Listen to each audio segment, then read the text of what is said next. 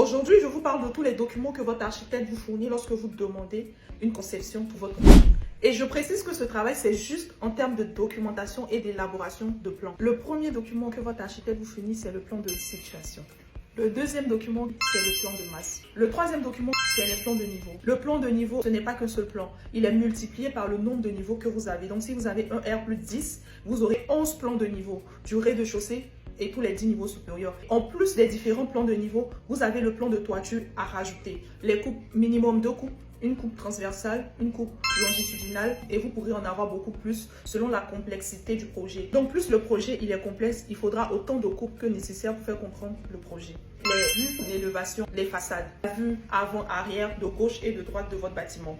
Les prochains plans que votre architecte vous fournit, c'est les plans pro. Les plans pro, ce sont les plans qui vous permettent de construire. Les plans de maçonnerie, détails de menuiserie, les plans de calpinage, les images 3D sont le résultat d'un travail. Ensuite, le prochain lot de plans que votre architecte vous fournit sont les plans des lots techniques. Je précise que les plans des lots techniques qui sont fournis ici sont des plans des lots techniques architecturaux. Après, il y a certains architectes qui ne les font pas, moi je les fais. Et ces plans sont communiqués au bureau d'études. Des petits projets, les plans architecturaux pourront servir directement pour la réalisation. Dans les plans des lots techniques, vous avez plusieurs types et plusieurs catégories de plans également. Les premiers plans que je vais vous citer sont les plans de plomberie. Il n'y a pas qu'un seul plan de plomberie. Vous en aurez 3 grands groupes. Les plans de plomberie en alimentation en eau. Si vous avez l'eau chaude, vous aurez l'alimentation en eau froide et l'alimentation en eau chaude. Le plan d'évacuation des eaux usées.